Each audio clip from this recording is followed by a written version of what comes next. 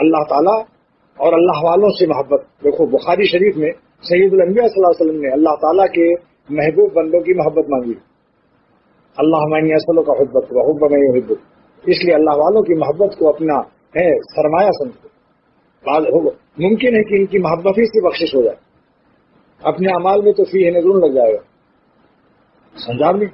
ہاں اپنے اعمال میں خطرہ ہے کہ ہمارے یہ مطلب نہیں عمل نہ کرو، عمل کرو، لیکن اپنے عمل سے زیادہ اللہ والوں کی محبت کو زیادہ دولت سمجھو. بزرگوں نے فرمایا ہے کہ میں اللہ والوں کی محبت کو اپنی نجات کا ذریعہ. حاجی امداد اللہ صاحب رحمۃ اللہ علیہ شیخ العرب والعجم ہیں جو حکیم الامت کے شیخ، فرماتے ہیں جب کوئی بندہ میرے پاس آتا ہے خدا کی محبت سیکھنے تو میں اس آنے والے کے قدم کو اپنی نجات کا ذریعہ سمجھتا ہوں، کیونکہ وہ اللہ کی محبت سیکھنے آیا، بہت بڑی ذات کی خاطر سے آیا. جتنا بڑا واسطہ، جتنا مقصود عظیم الشان ہوتا ہے تو اس کا ذریعہ وہ واسطہ بھی اتنی عظیم الشان ہوا ہے. کس لیے آیا؟ آپ بتائیے، آپ سے کوئی خون کا رشتہ ہے؟ آپ سے کوئی بزنس کا ہے؟ آپ اللہ کے لیے آئے ہیں. یہ معمولی ختم نہ سمجھو. حدیث میں آتا جب کوئی اللہ کے لیے کسی سے ملنے جاتا ہے تو 70,000 فرشتے وہیں سے اس کی دعا شروع کر دیتے ہیں. رشوت گرو ہے اور وہ دعا کرتے ہیں اللہ اس کو اپنے سے ملا لے. آپ کے لیے ملنے جا رہا ہے تو اس کو اپنا پیارا بنا لے اور اس کے گناہوں کو معاف کر دے. دو نعمتیں تو وہیں مل جاتی. لہٰذا جب کبھی جاؤ کسی سے نیک گمان کر کے اللہ کے لیے تو دو نیت کر لیا کرو.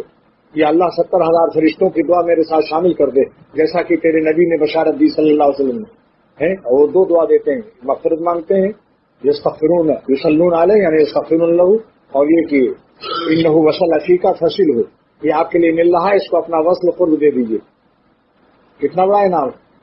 اور پھر اللہ فرماتے ہیں جب میری محبت میں لوگ بیٹھتے ہیں آپس میں تو اور آپس میں بیٹھتے ہیں محبت رکھتے ہیں میری وجہ سے، متحابین فی اللہ ہیں، متجالسین ہیں، متزاورین زیارت کرنے آتے ہیں، متبادلین، تو ہم اب میرے لیے ان کو محبت دینا واجب ہو جاتی.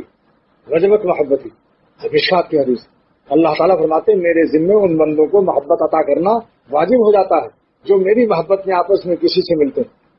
اور کیا چاہیے؟ اسی لیے تو اللہ کی محبت سے جلد محبت مل جاتی. بڑے بڑے رضائل اصلاح ہو جاتے ہیں جو کتابوں میں لاکھ پڑھتے رہے وہ، مگر ان کا غصہ نہیں جاتا، ان کی گندگی نہیں جاتی. لیکن صحبت کی برکت سے بڑے رضائل ایسی آسانی سے نکل جاتے ہیں کہ آدمی کو محسوس بھی نہیں ہوتا. غیر محسوس طور پر، غیر شعوری طور پر اللہ تعالیٰ کی رحمت اس پر نازل ہو جاتی آہستہ آہستہ.